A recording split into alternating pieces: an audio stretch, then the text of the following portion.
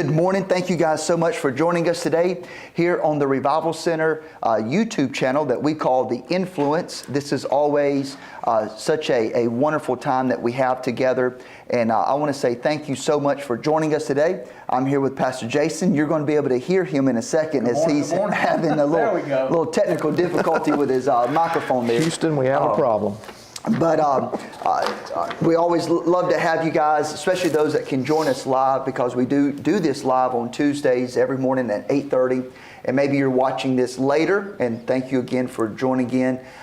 If you haven't liked this video, please like it on the front end right here, and go ahead and subscribe to the channel. The more likes and the more subscriptions we get, the more influence we can have in this social media world, which is why we do this, is to try to get our voice out there among all the other voices that are taking place in the social media YouTube world. Today behind the camera and on the computer there is Aaron Limbaugh. So if you would like to get in on the chat session, then please do so, and we would love to interact and connect with you. And of course, Pastor Jason is on board with us. We introduced him last month during the transition process, and so you'll be seeing him a little bit more here on live stream and also on our podcast that we have. If you don't know that, we do have a podcast. We'd love for you to subscribe and download those as well. So won't you just greet everyone real quick? Yeah, good morning. Hope everybody's doing well today. Excited to be on The Influence again. Looking forward to an interesting and kind of sad topic that we're going to be talking through. So really excited today. Mm-hmm. Yep, absolutely. And we are starting a new, this new series, I guess you can call it, that will last. I don't know how long it will last, in the month of July. One of the things that we try to do on this platform is speak to current issues that we're currently facing right now. And this particular topic is going to be this right here. And this is part one. So this will last over the next several Tuesdays when we meet. But we're answering this question. And we're going to answer this question in different ways. We're going to look at it in different angles. It's this right here. Why are preachers falling in 2024? Why are preachers falling in 2024? And this is part one, as we just explore that question. Now, I understand that 2024 is not unique of pastors falling, but it does seem like we are in a season that well-known ministers of very large churches that are highly visible are falling right now. And that's just a fact. It's again, like you said, Jason, it is sad. It's not something that we take pleasure in the church world, in church leadership, but it is a reality. And again, we want to use this platform of The Influence to speak about the hard issues that we're going through and not hide from them.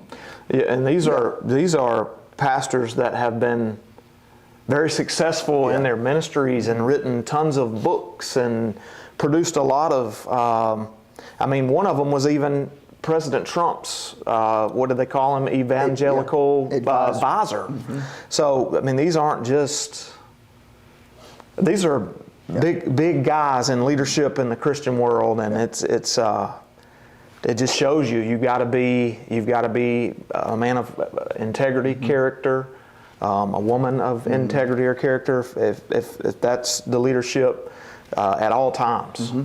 That's right. And so we're about to get into it. So now this, we're going to use an article just so that you understand. All of this isn't from me or Pastor Jason. This comes from an article that I read. The title of it was Some Thoughts on Why Mega Church Pastors Keep Falling. And it was written by Kerry, and I cannot say his last name. I'm going to try, and then Pastor Jason's going to try. But his name is Kerry Newhoff. Yeah, I like that. Newhoff. That's how I would say it as well. So just so that you know, we're going to use that article that he wrote kind of as a guide as we go through this to facilitate our conversation. So let's begin right here. This year, over the last several months, I'm going to name 3 of the names that are in the news that you may have heard of preachers who have fallen. One is Mike Bickle. Mike Bickle was in Kansas City. He was the founding pastor of International House of Prayer, a very famous worldwide ministry, especially in the charismatic world. And he fell due to sexual sin, to the point to where, and this is fascinating to me, that the International House of Prayer doesn't exist now. Wow. They closed the doors.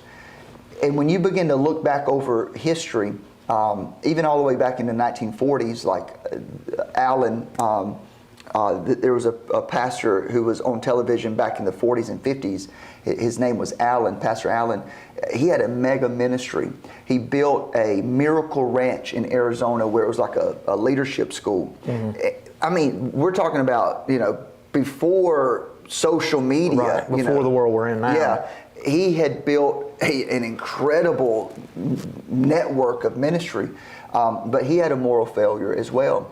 And all of that stuff he had built, Miracle Ranch, Google it, people go out there and videotape this stuff, doesn't exist no more. It's a big old massive building, sanctuary, classrooms, and it's just being grown up with cactuses at this point. Wow. It's fascinating to me that these ministries that are so large, like IHOP, International House of Prayer, was so well funded, well known, worldwide, simply doesn't exist anymore.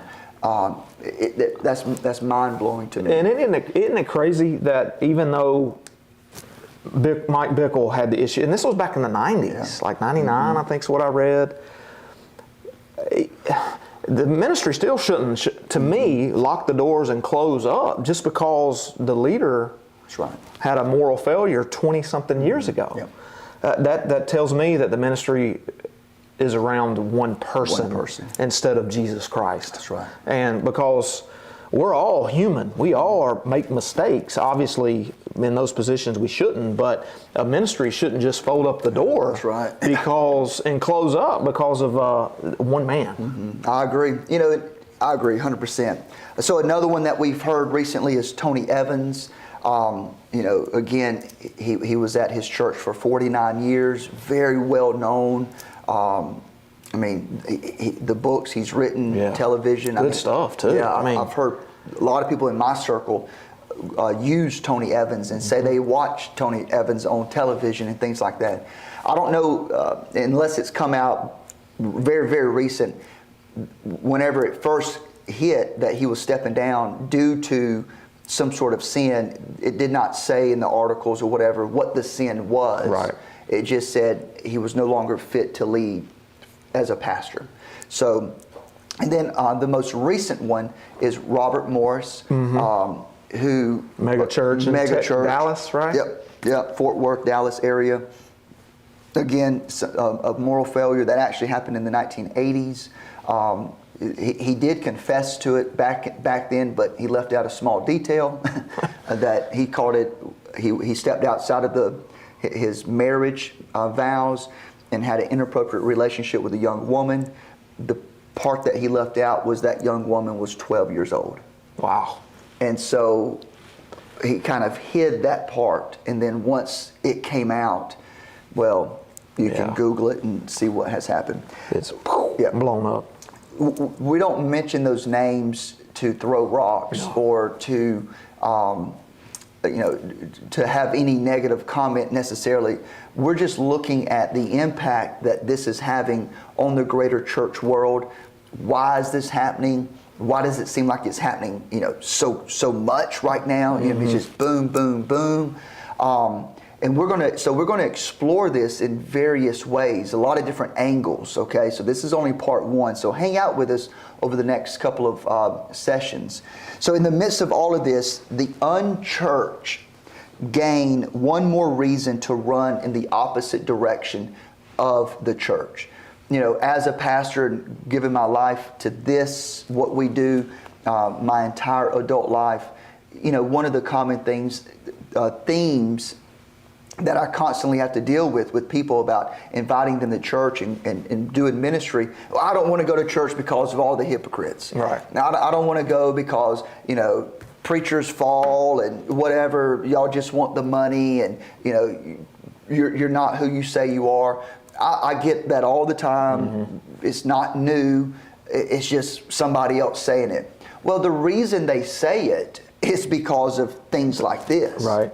I've heard a term lately that I haven't heard much, or it's been a long time, but it's church hurt. Yeah. I have a church hurt. Yep. And anything that involves people, there's going to be feelings hurt, people get offended. So that's a term that I've heard a lot more lately, that, being now on this side, church hurt. And you're right, just another reason why people will look to go the other way. Yep, absolutely. So remember, for every mega church pastor who has exited because of a moral failure, there are probably, it ain't probably, it's a fact, 10 or 100 smaller church pastors whose congregations and families are just as devastated when they fall. It's just that their stories never make the news or make the headlines. And that is an absolute fact. It's a trickle-down effect. It is an absolute fact. Even in our state right now, I could give you several names of people in the state of Alabama who are part of smaller churches that have experienced the same thing that Mike Bickle, Tony Evans, and Robert Morris has dealt with. You just don't know who they are because they're not a mega church. They're not a mega church. That's a very important fact to remember, that it's not just the guys that's big or whatever you want to call it, but this affects everybody. Across the board. Across the board. And it's not tied to a denomination. No. It's across the board. Yep. I mean, a couple of years ago now, it's probably been about 3 years ago, that the Southern Baptist Convention was exposed of hiding 700 pastors in the Southern Baptist Church who had been convicted, maybe not convicted, but had some sort of sexual sin in their life that they kind of kept concealed. And then the lid was blown off of that. So it's not just the Pentecostal guys, it's Baptists, whoever. Methodists, yeah, all of it. Yeah. So just keep that in mind. So we ask ourselves why. Look inside and notice the warning signs in our life before it is too late. And this is the reflective part that I'm doing as a pastor, because I don't want to be a statistic. One of my goals in life is to make it to whenever I'm 75 years old, and I still love Jesus. That's right. My wife still loves me. My children, still love me. That whenever I step down from ministry, like in this context, I'll never step down from ministry, but in this context, that it's a smooth transition. It's not disgraceful. That I bring honor to this church. I bring honor to the people who serve with me, that I don't embarrass you. I want that to be, that's my goal, ultimately. To serve God, but I don't want to be another statistic. So these are very personal, reflective questions that I ask myself. So I want you to think about this right here. And we can discuss this, Pastor Jason. Okay. And if you agree, agree. If you disagree, disagree. If you agree, agree. If you disagree, disagree. What I'm about to say. But think about it like this. Think about this statement. Failure is in all of us, in terms of the seeds of failure. Meaning, I could very well be one of these guys that we're talking about who have had this moral failure in their life. That seed is in me. Would you agree with that statement? Or 100%. Because when sin entered in the garden, Adam and Eve, failure, that entered for all of us. We were born into sin. We have the lust of the flesh. We are born into a sinful nature. Paul talks about it all throughout the New Testament, about how he has to crucify his flesh. Jesus said, pick up your cross and follow me. So our flesh, we are born as sinful people. And so yes, I agree. We have to we have to fight that every single day. We have to fight it because, and we'll look at later examples in the Bible of these, our biblical heroes, but they all have a past or they had a struggle because we all have those seeds of failure, 100%. Yeah, I agree. And so if that is a true statement, and I believe that it is, then we need to know what to look for to make sure that and I'm going to make it personal, that I don't stumble down this same road and have my name in the local newspaper. So if you know what to look for, if you know where the danger lies, then maybe you can finish well. Because not only are the seeds of failure in all of us, so are the seeds of finishing well too. Right. I agree with that 100% as well. So yes. So most pastors aren't fake. Let me say that. Most pastors are not fake. The issue is the struggle is real. Most pastors are not fake. The struggle is real, though. That's right. And that's the part that you and I are seeing played out on the television. So when you begin to dive deeper into this, number one, ministry will expose you. As an example, if you go hiking, I've had people, I do a lot of hiking, and people will say, "Hey, Pastor Jason, I want to go hiking with you." I'm like, "Well, what kind of hiking do you want to do? Do you want to do like a day hike at Oak Mountain? Because that's one thing. Or do you want to go, 50 miles with me on the Appalachian Trail?" Yeah, when he's talking about hiking, he's talking about hiking. Yeah, there's different levels of hiking.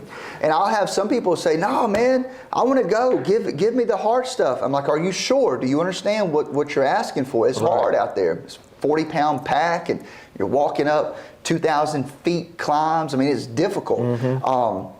You can't shower. You don't have the luxuries of home." "No, I want it all. Let's do it." And I'm like, "Okay, let's go." Well, a lot of times those guys never make it to the end. They go a couple of miles, maybe they go a day, and then whenever they find an exit, they jump off the trail because it's hard. Yeah. It's not that they're fake. It's that the struggle is real. That's right. It is hard to go hiking out there. Or when you climb a mountain. We climbed a mountain. It's Mount St. Helens. Explain that. Man, that when we got there, and the day before we hiked and we saw it, and I was like, "Oh my goodness!" Like this thing was a monster. St. Helens was a monster. So, and I had not really prepared, and we went out there, and I thought I was ready. And when I looked at it the day before we actually started, I knew I was like, "There's no way." And so we got out there, and from the time that we hit the trail, it was up, and then we get out of the wooded area. I remember. Snow the whole time, ice. We had crampons on our feet. Like it was a fight. But we got outside of the wooded area, and then this increase or incline went to this. And what was it, like 7 miles in, 7 miles out, something like that, 5 miles, five and a half. Straight up. Yeah, once you hit one part, it's straight up. And I got about 3 miles, 3.5 in, and I was like, you know what? I can't. If I go to this top of this thing, they're not going to get me back down. I'm going to die on the top. Push you. Yeah, I'm going to die on the top of this mountain. And so I let them go. And I think Pastor Jason can even attest that it was hard. That last I've ever done. That's right. Yeah. And so I knew, man, my legs were cramping. I was it post holing? Is that what you? Yeah. I was digging down in the snow as we were getting higher up, and I hit a part of rocks. I saw a section of rocks, and I was like, "That's my stopping point right there." And I sat down, and I was, at that point we were still above the trees because I've got a video on my phone where I can see Mount Hood all the way in Oregon. That's right. So we were way up there even at that point, but that wasn't even the hardest part yet. That's right. But I knew I couldn't do it any further because I was not prepared. Thought I was. But when I saw it, I knew I wasn't. So look, again, pastors aren't fake. All pastors, I should say, all pastors are not fake, but the struggle is real. That's right.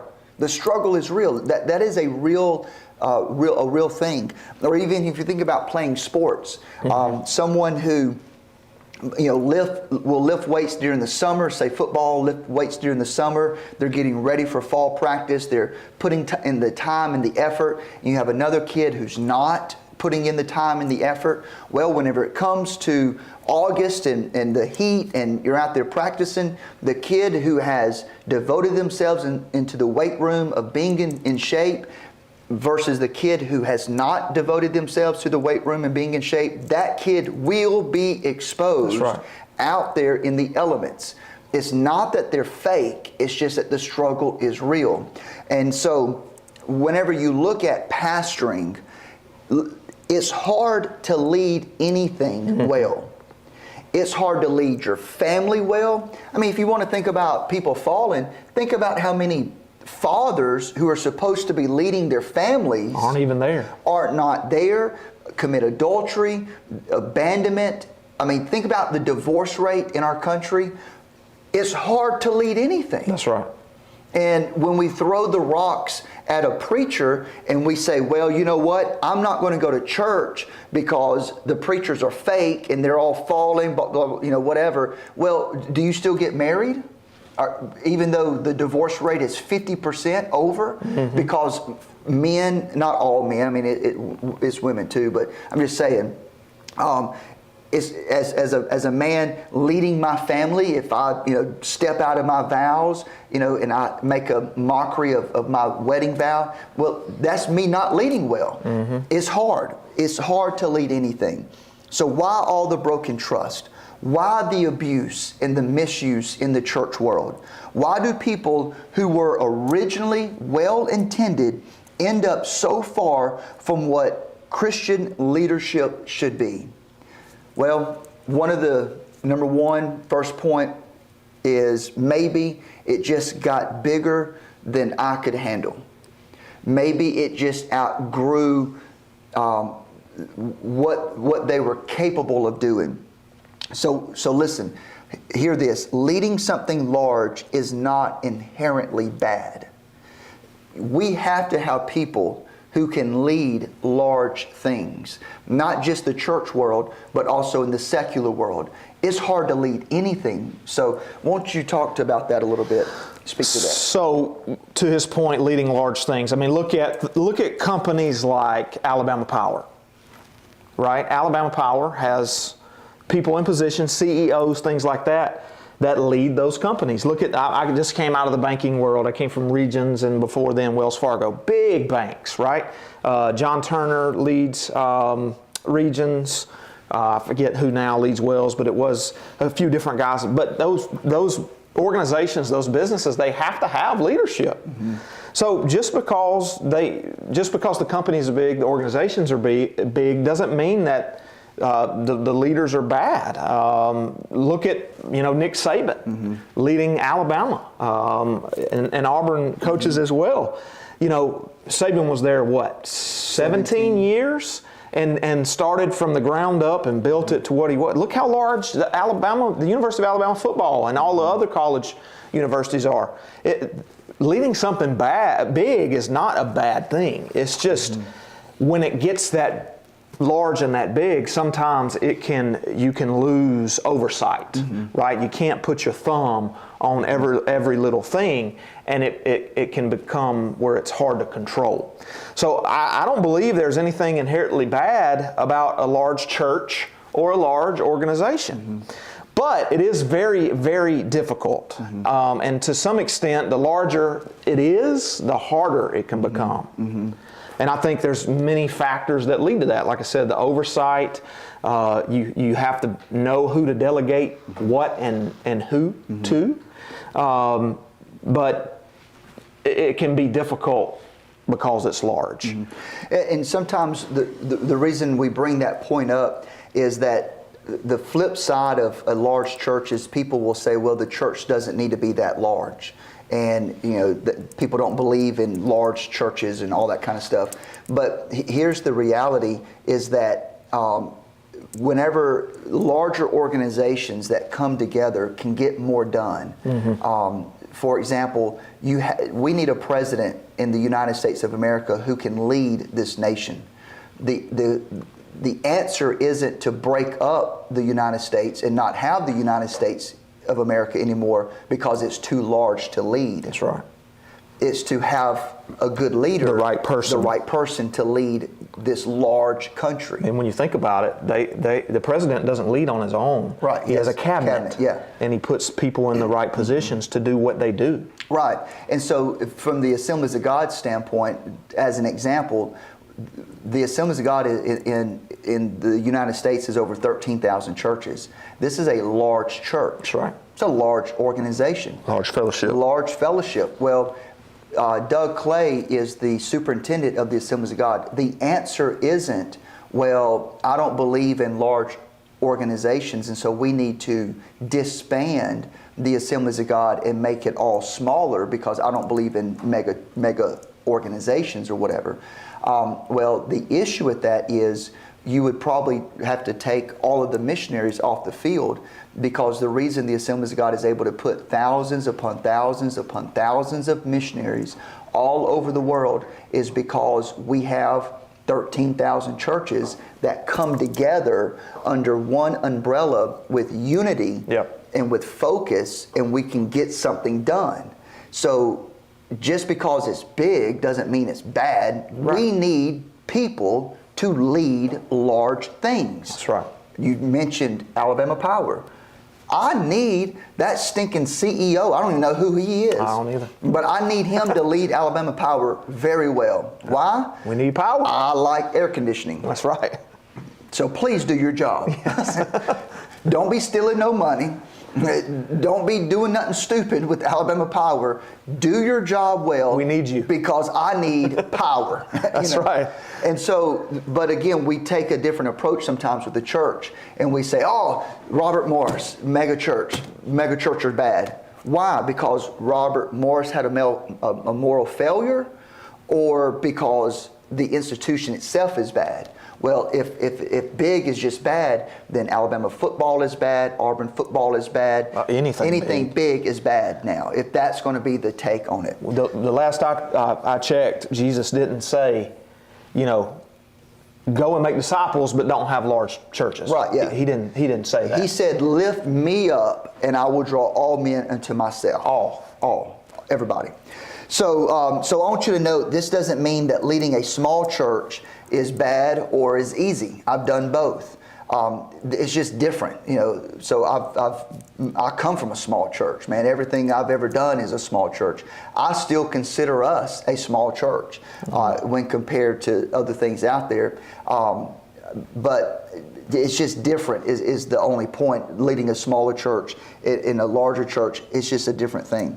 The larger it is, though, as the church begins to grow, there is greater pressure that does come with that. That is true. There is more at stake. That is true. Mm-hmm. The ministry becomes more complex. That is true. So it is different. It's a different animal. It's way too easy for your platform to outgrow your character, and that's where all of the danger lies. That's the turning point in this teaching, that statement. Yeah. It's easy for your platform to outgrow your character. Your platform isn't yours. It belongs to God. The church doesn't belong to you. It belongs to God. We are nothing but stewards of it. You don't have a ministry, but God has a ministry, and out of His grace, He chooses you to be a steward over that ministry for a small season of time, of eternity, just a small season.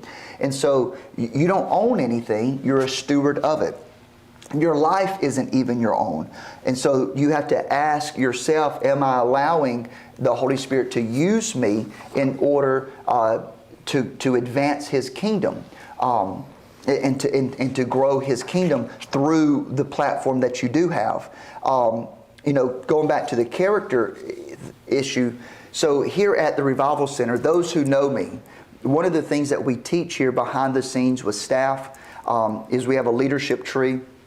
And you would find, things on that leadership tree that are, very common: delegation, communication, vision, strategy, all those types of things. But the most important part of that leadership tree is the roots. We always start there. Mm-hmm. The roots are the part that you can't see. You can see delegation. Like, you can see that. You can point to it and say, that's delegation. But the part you can't see is the roots up underneath the ground. The roots are the most important aspect of any ministry, of any leadership tree or anything that we do. It is the roots. So the roots are the character, the intangibles, your relationship with God, your relationship with your family, those types of things. And what we're seeing is that we're seeing massive ministries that are very, very good leadership qualities about them, obviously. You can see that they can cast vision, they can delegate, they can raise up leaders, they can do all these things. But the issue that they neglected at some point in this journey was their roots. Their roots, yeah. And it is the roots that hold up the tree. That's right. So whenever your character is rotten and you allow compromise to come in, it's only a matter of time before the whole tree falls down. And that's what's happening. The whole tree is falling down. Yeah, we're going to talk about compromise here in a minute, because compromise is not something that, well, I can wake up today and just decide I'm going to shoot somebody. Yeah. You know, it's a slow fade. So, and those roots are really, when you really think about it, they're really simple. It's your prayer life. That's right. It's, are you in your word every single day? And am I not? And I'm not just reading it to just check it off. Yeah. Am I soaking in it? Am I meditating on it? And then am I applying it to my life? Mm-hmm. You know, am I giving my tithes and my offerings? Am I coming to church? You know, you have so many people nowadays say that, well, I can love Jesus and not come to church. Mm-hmm. Well, there's some truth to that, but also at the same time, that's not the way Jesus and God intended it to be. Right. We are born to do it together. Mm-hmm. You look at the Acts 2 church; they did it together, and so all of those things are simple, but yet so profound. And that's where the problem comes: is if those roots aren't being, you know, watered, and when you think of a tree, that's where it starts slowly fading away, and you start losing your grip. Mm-hmm. And it can become, the tree will fall. It will. Eventually it will fall. You will be exposed. Number two, why are these things happening? Number two, I believe that they created a world where nobody can hold you accountable. Now, there's some common characteristics with some of these things that we know about in terms of the failure. Now, this is not true of every situation, especially some of the smaller churches, because remember, for every one mega church pastor you see fall, there's 10 or 100 smaller pastors, unfortunately. I mean, it sounds terrible. Mm-hmm. So this is not true for everybody, but I will say, I know personally that some of this stuff goes on, what I'm about to tell you. So here are some common characteristics. The boards are comprised of friends.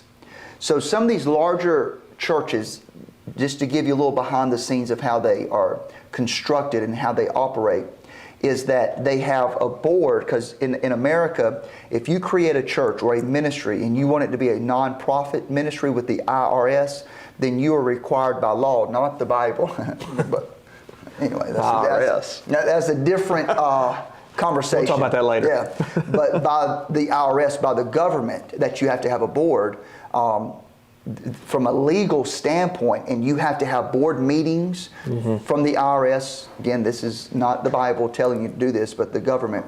You got to have a second, you got to have a motion, you got to have minutes, you got to run it a certain way with those board members. So what these churches, big churches do, a lot of them, not all, but a lot of them, they'll get their friends, good old boys, who are pastors, to be that board, to fulfill the mandate of the IRS. That's right. And they meet twice a year, and just to check the box, do the little thing, but there's no real oversight. Then they'll have elders at the local church level to serve as what we would understand in the smaller church, deacons. But the elders don't have any real power per se from a standpoint of voting and things like this. And a lot of times those elders are appointed by the pastor. So what happens is that there is absolutely no accountability on the local level. The second thing is a lot of these churches, again, not all, but a lot of them are independent churches. And so they call themselves non-denominational. So they're not connected to the Assemblies of God, the Church of God, the Church of God of Prophecy. They're not connected to anybody. So there's no board, and then there's no higher fellowship. Yeah, That's right. hierarchy. Yep. So and they just running around like So whenever those seeds or those red flags begin to pop up, in a normal setting like here at the Revival Center, if I started doing something out of character, well, a couple things would kick in. One, I serve right along with staff, and so they would notice some things. We have deacons here, a board. If I started doing things out of character, that would kick in. Questions would be. And those deacons are elected, by the way. But elected by the congregation. I don't appoint them. That's right. And so I never know who's will be a deacon or whatever. And so, but the red flag would begin to create questions. And then a third level is the Assemblies of God. I am under authority. So I have a superintendent here in Alabama. His name is Ken Drawn, who is technically my pastor that I'm submitted to. And so once those red flags would start to happen, questions would begin to be asked, and I would be held accountable if I started doing things outside of my normal character. You would notice it. Mm-hmm.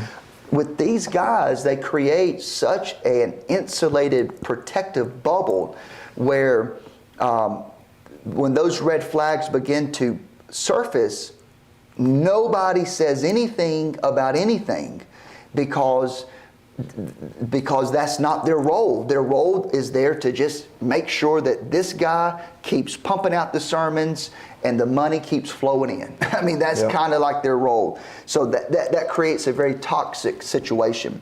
So what you really need is people who have influence with you and power over you who can speak into your life, like a board or an inner circle to whom you are transparent and to whom you are truly accountable. Just because everybody doesn't need to know everything, it doesn't mean nobody does. That's right. Powerful statement.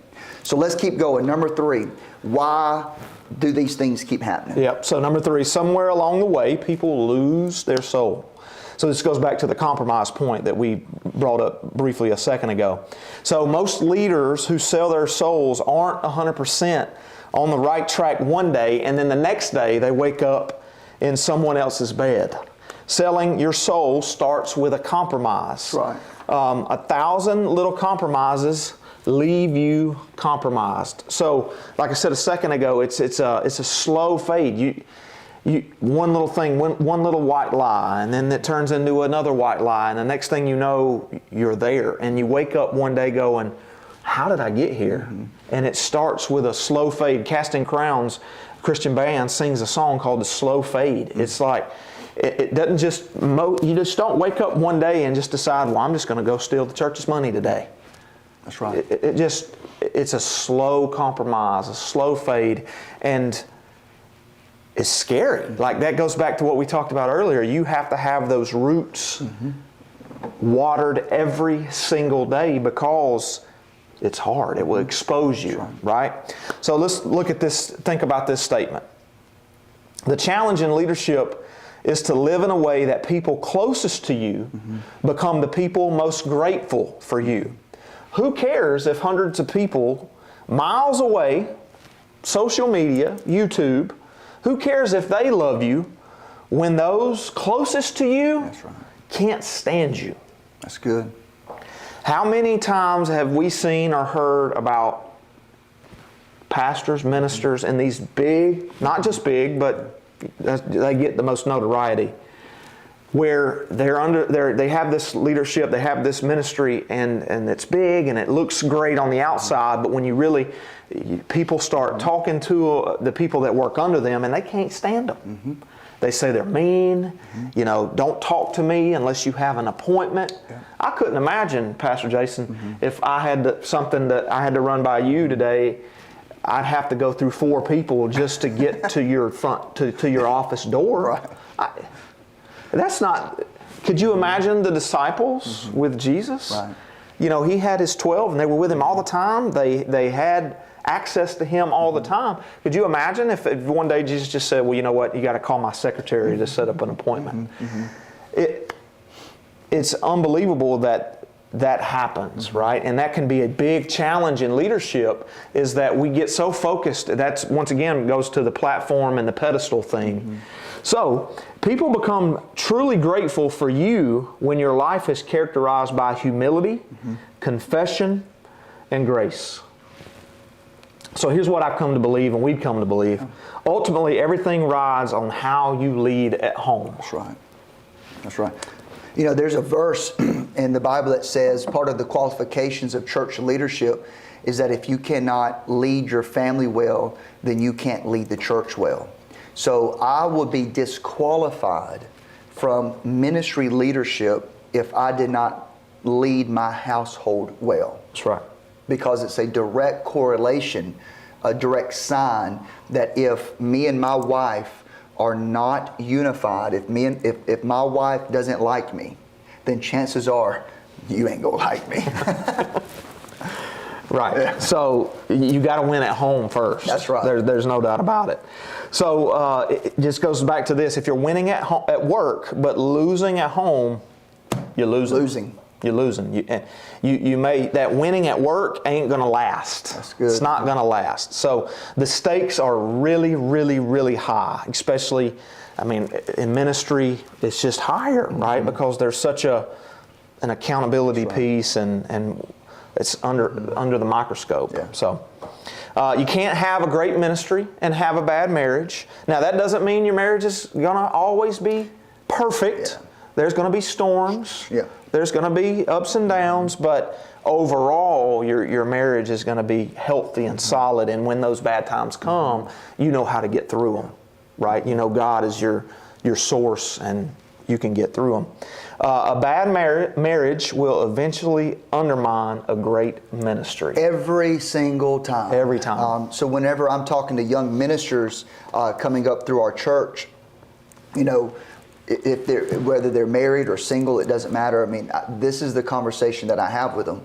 I'm just going to take an example that let's say they're married, and they come to me and they say, "Hey, Pastor Jason, I feel called into ministry, whatever." Well, one of the first conversations we're going to have is your spouse on board also called to ministry? Right. Because if the spouse is not called to ministry, this is what's going to happen. That spouse is going to resent ministry. That's right. And that spouse is going to begin to project upon God that resentment that they have towards ministry. Ministry is not a dabble. It's not something you dabble in.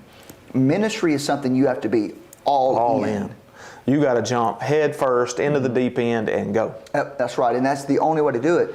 And then once you make that commitment as a family, as a married couple, as a spouse, because it's going to look different, feel different, different roles, everything's, and you're committed to that process, then you understand, now I need to develop a daily routine, a daily agenda that's going to allow me to be healthy now for the next 50 years. Because ministry has seasons, it has ebbs and flows, hard seasons, not as hard. You have all kinds, and you have to develop your calendar and your daily routine where you have moments that you invest back into your marriage, invest back into yourself, because you're constantly pouring out. And so one of the things that we do behind the scenes, again, here at the church, with our staff and people who allow me to pastor them and let me talk into their life, is that we make sure that there's time in the calendar and in their weekly stuff that they do, that they have time off, that they have moments where they can go and get recharged, So, for example, I'm going to use Tabitha as an example. Whenever she does kids camp, well, she has an extra day off when she gets back from kids camp. She can take it on a Friday, and then she can have Thursday, Friday, and Saturday off to recharge that battery. And that example is spread throughout all of the staff. And so we encourage our staff to take time off and to go and do and whatever it takes to recharge that battery.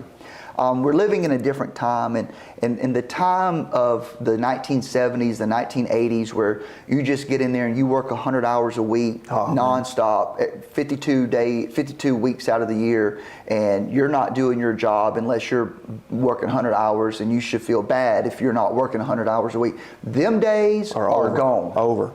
Them days are gone. Yeah. And for some Pharisees in the church, they struggle with that. Yeah, they think it still should be that way. But I'm just telling you, then them days are gone. Yeah. And there's a younger generation coming up that are stepping into ministry. Mm-hmm. They're so far beyond that mindset that it's a struggle even for me. It's night and day. Yeah. So I don't believe in working 100 hours a week, 52 weeks out of the year. You know, I'm not in that camp. I am a hard worker. Yeah. I do have a strong work ethic. I just gave you balance, what I just told you. But there's another group coming behind us. Mm-hmm. They think 40 hours is... They think, I'm only good to work 4 hours a day. Yeah. That's my peak capacity is 4 hours a day. And so that's all I can give you. So like, there's a real cultural dynamic shift that's coming up right behind us. Like they're 19 right now, that we're going to struggle with. Mm-hmm. And so I'm just telling you that you have to make sure that you invest in your family, in your home, and the church has got to figure that out with the different generations. Yeah, no doubt. It's wild. Yeah. So if you're struggling at home, here's the fix. Invest more time there. That's right. It's going to be painful in the beginning. You may have to go into counseling. It may cost you some money. Mm-hmm. It's going to take time, but you have to lead well at home if you're going to be a great leader in your ministry. And I can't think of anything else like more important to me when I get to heaven for my family to be there with me. That's right. If I bring everybody else but my family doesn't come with me, man, that would kill me, right? And so we have to start there. We have to lead well at home. So please take the time. If this is hitting you right now, if you're feeling a conviction, and this is not just pastors. This is everybody. People that greet at the door. This is everybody. And you can even look at it from a secular world standpoint. I can't tell you how many people I've known throughout the years that have moved because of a job, right? And the spouse was like not really on board, and it led to all kind of turmoil, divorce, pain, So you have to be on the same page at home. You have to lead well at home, and you've got to start there. Right behind your relationship with God has to be your family. That's right. So pastors aren't better people, they're just called people. Called to the same calling to which non-pastors are called, but in a specialized role. When we think we have to be perfect for God to use us, there's an issue with that statement. Because I want you to think about this. Think about Scripture. Noah got drunk and partied naked after God delivered him and his family from death. It's not the best look. No. Not the best look. No. Moses came into ministry after he murdered somebody. Jacob raised perhaps the most dysfunctional family imaginable. Yeah, they were messed up, man. Judah Part of that family. slept with his daughter-in-law only because he mistook her for a prostitute. David was a fantastic king, and then he met Bathsheba. Yep. Solomon was the wisest man who ever lived in the Old Testament times, but really struggled with sexual relationships, and he struggled with God and cynicism because towards the end he was like, everything is meaningless. Yeah. Elijah saw one of the most powerful displays of God's power in history, and then promptly fell into a self-pity of depression and said, Lord, just kill me now. Take me. Yep. Jonah ran away from the call of God over and over again, and he never submitted to it until a whale swallowed him, took him to the destination, and then spit him out. And then he got mad when the Ninevites got saved. That's right. So just all jacked up. Peter denied Jesus. Thomas doubted even when he saw Jesus with his own eyes. Paul was a little bit insecure in 2 Corinthians. You begin to read about Apollos and the other apostles of that time frame that Paul was dealing with. The early church, as described in Corinthians, is a study of dysfunction, which is something that I always point out to people when they talk about the dysfunction in the church today. And this is a favorite saying that people will say. Mm-hmm. Well, what we need to do is just get back to the way it was at the beginning. We need to get back to the way Paul ran the church. We need to get back to the way Peter ran the church. You know, and they'll say that as a sense of criticism of the modern church. Mm-hmm. And there's a lot to criticize. I mean, we're criticizing it some right now. But have you read Corinthians? That's why he wrote the letters. Yeah, read it. There was dysfunction. Major had dysfunction. to address this issue and this. Major dysfunction. There was a man sleeping with his father's wife, and people knew about it. In the church. In the church, and they didn't do nothing about it. Okay, high levels of dysfunction. Mm-hmm. So whatever we want to say about the modern church today, trust me, they were dealing with it back then as well. That's right. So early Christians stopped believing in the resurrection. Heresy broke out, so they had to address that. That's crazy. So the amazing part is this, that God used all of it in between, good, the bad, the ugly. Thank God for His grace and mercy, right? Yeah, I know. And so we preach this stuff about all of these things that's going on around us and how God can use us when we're broken and He can fix things and we got to be humbled. But we act like none of that applies to us. That's act like we're exempt from it. We act like we're going to find a church that's not dysfunctional. That everybody's perfect. Yeah, we think, well, I'm going to leave this church and go to that church and that church. And as if you're going to keep bouncing around until you find the perfect pastor, until you find the perfect church and the perfect whatever. There is no perfect whatever. That's right. Stuff doesn't exist. The idea of normal doesn't exist. The reason you think it does is because of social media. Yeah. And people just post their highlight reels and you don't understand the struggle is real pastoring a church. That's right. The struggle is real being a member of a church. The struggle is real going to work at Walmart. Whatever you do, the struggle is real. That's right. Everybody's not fake. So God doesn't use perfect pictures. He uses broken people. And we know that God uses broken people. You know why we know God uses broken people? Because that's all He has to use. We're all broken. Is broken people. Everybody is broken. I already know that Jason has issues. I already know that. I don't even need to know what they are. I just know he does. Jason knows Jason has issues. He doesn't need to know what they are. He already knows they're there. So the question becomes is that whenever your issue is exposed to me through relationship, am I still going to love you after I see your warts, after I see some of your scars and inconsistencies a little bit? Am I still going to be able to have a relationship and love you and still work this thing out together, recognizing that we're all broken people? We're just going to be broken people together. That's right. That's essentially what it comes down to. The process. It is. It's this process. Yep. So 4 likely reasons that Billy Graham finished well. So we were talking about people falling, seeds of failure is in us, but also finishing well is in us also. A great example, Billy Graham. Yeah, so let's look at a man who led a very large ministry worldwide. For years. Many, many years. Millions upon millions of people were a part of his ministry. He counseled presidents. He met kings. He had worldwide influence. And to my knowledge, there was never a scandal that was attached to Billy Graham in any major way. No. Of these other things that we've been dealing with, that we've been talking about. So you can look at the negative and say, well, the church, the ministry just doesn't need to be large. I'm against large churches. I'm against large organizations. I'm against whatever. But then you have this example of Billy Graham, which was probably huge. Bigger than any example that you can point to that has fallen. Billy Graham was probably bigger. I'm trying to think what kind of ministry would even rival that. I mean, you had Oral Roberts back in the day. Yeah. But the deal with Billy Graham is he transcended denominations. He was a Southern Baptist guy. He was Baptist. But he was accepted even in Pentecostal worlds as well. Like people in my world would accept Billy Graham.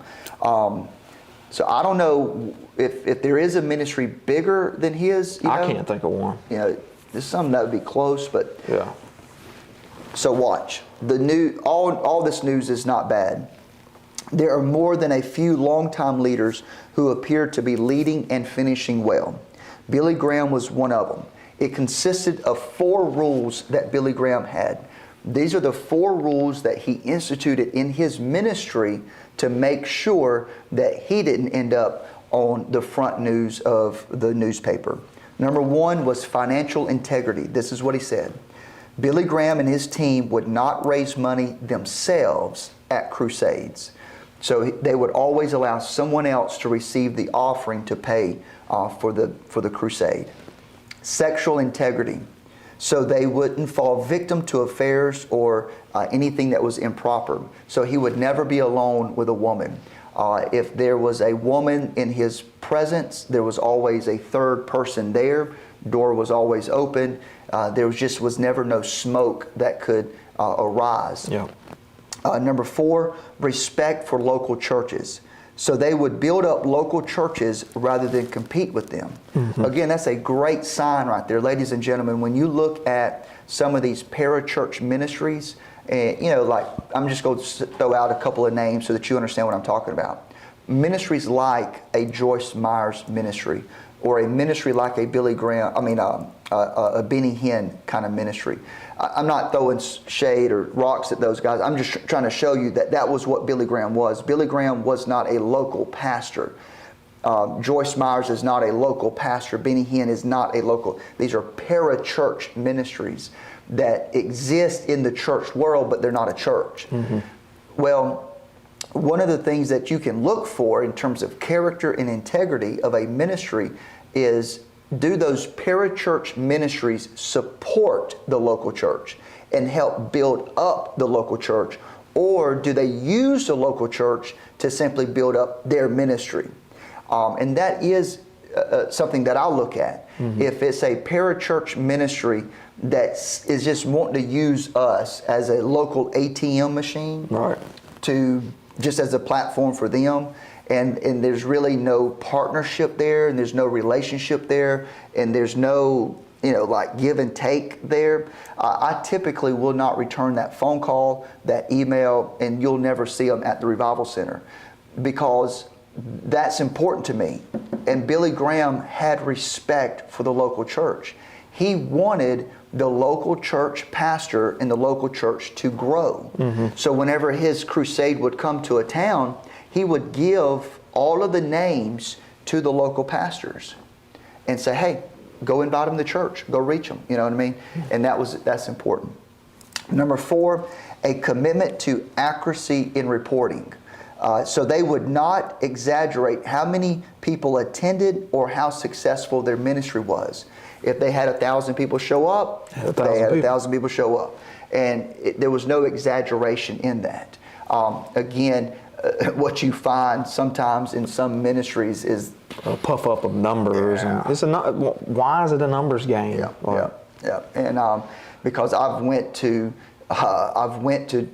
some of these places whenever I was younger, whenever I was a little naive, and I would go to these ministries and I would this isn't what I thought it was, because they kind of exaggerated things.